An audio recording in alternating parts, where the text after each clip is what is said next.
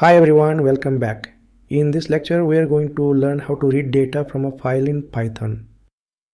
This is a core part of real-world Python programming because in many applications, you will need to read text from files like logs, data, reports, or user content. We've already seen how to write to a file. Now it's time to do the opposite and learn how to read files efficiently. Let's jump into PyCharm and begin. Right-click on the Files folder. Choose New and select Python file. Let's name it read_file_demo. Let's create a sample text file with some content and we will use the same in our program for reading. Let's create a file example.txt manually. Right-click on your folder again. Choose New, select File, name it example.txt. Inside this file, type the following lines. Hello world, this is a new line, this line is appended. Save the file. This is the content we will be reading. Let's now switch back to our Python file. To read from a file, we must open it in read mode. Let's now use the with statement for better practice. We type with open in parentheses example.txt, comma or close parentheses as file colon. Inside the block we say content equals file.read. Print within parentheses content. Let's run the program. Here's the output. Hello world, this is a new line. This line is appended.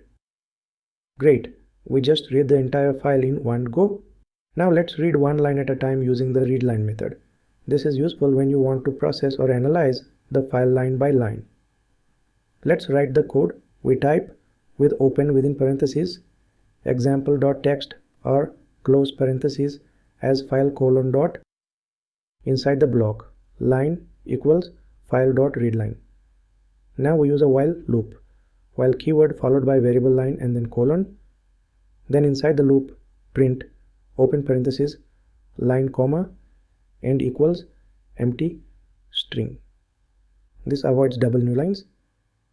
Then update the line variable line equals file.readline.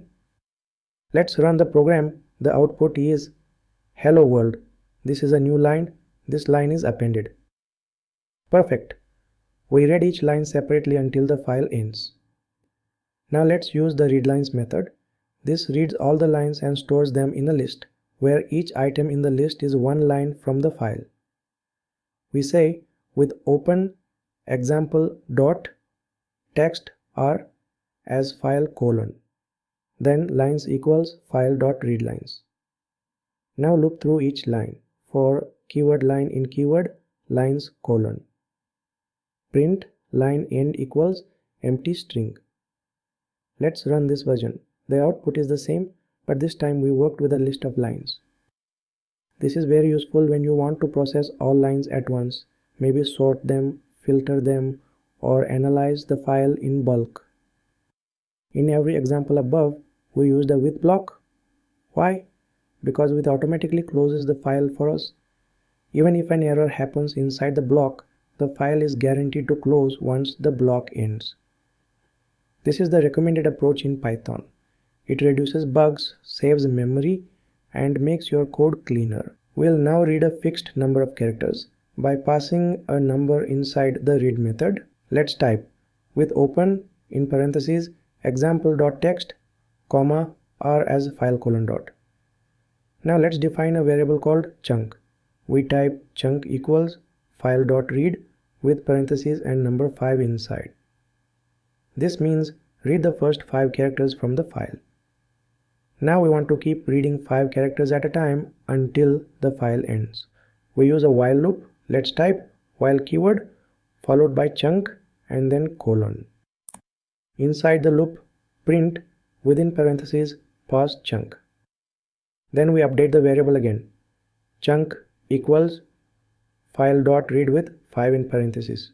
Let's now run the program and see the output. Notice how it reads and prints 5 characters each time. It doesn't wait until the line ends. It stops exactly at the 5th character, including spaces. This chunk-based approach gives you precise control and can improve memory efficiency for large files. You can change the number from 5 to 10, 100 or whatever size you need. Let's now wrap up everything we've learned in this session on reading files in Python. We began by learning how to open a file in read mode using the open function with the letter R. That gave us a file object we could work with. Then we used the read method to fetch the entire content of a file as one big string, simple and useful for small files. Next, we moved on to the reading files line by line using the readLine method. This allowed us to process one line at a time using a while loop. After that, we explored the readLines method, which reads all the lines into a list. This is great when you want to iterate through every line later using a for loop. We also discussed the importance of the with statement.